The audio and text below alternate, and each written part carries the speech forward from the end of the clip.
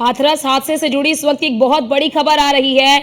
आपको जानकारी दे दें कि न्यायिक आयोग के सामने पीड़ितों का दर्द छलका है। ये बड़ी खबर आपको बता दे, पीड़ितों का बड़ा बयान सामने आया है। बाबा ने प्रवचन के बाद चरण रज लेने की घोषणा की थी। बाबा की घोषणा के बाद भीड़ जो है वो बेकाबू हो गई थी। न्यायिक आयोग इस बयान के आधार पर बाबा से पूछताछ कर सकता है। ये बड़ी खबर आपको बता दे कि जो पीड़ित हैं उनका ये कहना है कि जब सत्संग खत्म हुआ तो उसके बाद मंच से बाबा ने ही ये घोषणा की थी कि वो उनके चरणों का चरण रज ले, जिसकी वजह से भीड़ दौड़ी और भीड़ जो है वो अनियंत्रित हुई, बेकाबू हुई, जिसकी वजह से इतना बड़ा हादसा हो गया। बाबा ने प्रवचन के बाद चरण रज लेने की घोषणा की थी, जिसकी वजह से वहां पर मौजूद तमाम लोग जो हैं वो चरण रज लेने के लिए दौड़े और भीड़ जो है वो बेकाबू हो गई। न्यायिक आयोग इस बयान के आधार पर बाबा से पूछताछ कर सकती है। ये बड़ी खबर बता दें आपको, क्योंकि इस मामले में अब तक 9 लोगों की गिरफ्तारी हो चुकी है। मुख्य आरोपी देव प्रकाश मधुकर को भी गिरफ्तार कर लिया गया है। और इस पूरे मामले में अब क्योंकि न्यायिक आयोग जो एक न्यायिक आयोग का गठन किया गया है, जिसमें हाईकोर्ट के पूर्व न्यायाधीश जो है वो इसकी अध्यक्षता कर रहे हैं, ब्रजेश कुमार श्रीवास्तव, और एक आईएएस और एक आईपीएस जो है वो इस न्यायिक आयोग के सदस्य हैं। यानी कि 3 सदस्यीय न्यायिक आयोग है ये।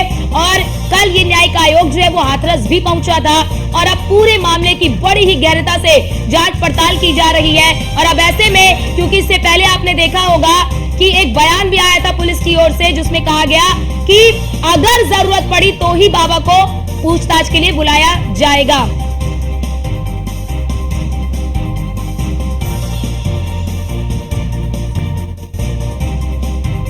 और हमारे साथ हमारे संवाददाता प्रशांत कौशिक के साथ जुड़ चुके हैं। प्रशांत, अभी तक जो जानकारी आ रही थी कि हो सकता है कि बाबा को बुला लिया जाए, हो सकता है, लेकिन क्या लगता है कि जो पीड़ितों ने बयान दिया है इसके बाद ये अगर मगर की जो स्थिति है वो खत्म होगी और बाबा से पूछताछ होगी?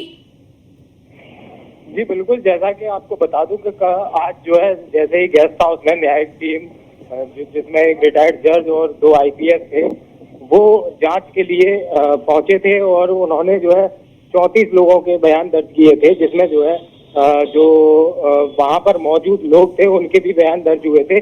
तो उसमें एक जो पीड़ित है वो वहां पर मौजूद था, उन्होंने जो है मीडिया के सामने मुखातिब होते हुए बताया है कि जब बाबा वहां से निकलने से पहले बाबा ने ये कहा था कि जो चरण रज है उसको लो, उससे आपका भला होगा। तो इस चीज को लेकर ये बयान जो सामने आया है, तो कहीं ना कहीं एक बाबा की न्यायिक जो टीम है बाबा को बुला भी सकती है और पूछताछ के लिए एक कार्रवाई भी हो सकती है। जी बिल्कुल प्रशांत, क्योंकि देखिए एफआईआर हुई, उसमें बाबा को आरोपी नहीं बनाया गया और उसके बाद पुलिस की ओर से जो बयान आया उसमें भी ये कहा जा रहा है कि जरूरत होगी तो बाबा को बुलाया जाएगा।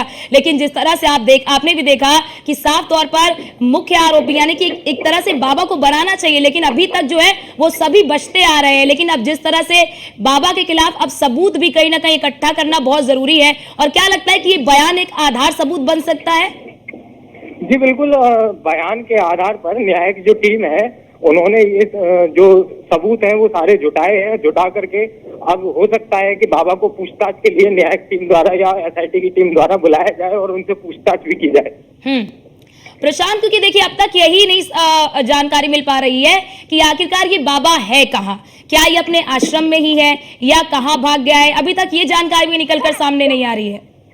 जी बिल्कुल, अभी तक ये कंफर्म नहीं हो पाया है कि बाबा किस जगह छुपा हुआ बैठा है, क्योंकि लगातार जो मीडिया है उससे दूरी बना के रखी है। बाबा ने एक बाइट जो है किसी मीडिया संस्थान के माध्यम से एक बाइट जो है प्रोवाइड कराई, जिसमें जो है तो केवल यही बात कही कि केवल के लोगों की जो है शांति उनको मिले, उनकी आत्माओं को शांति मिले, बस इस बात को कहकर बाबा ने तो पल्ला झाड़ दिया। लेकिन कहीं ना कहीं जो पीड़ित हैं उनकी आहट जो निकल रही है वो सामने जब आई तो कहीं ना कहीं जांच के घेरे में बाबा को तो आना ही चाहिए। जी बहुत शुक्रिया आपका तमाम जानकारी साझा करने के लिए।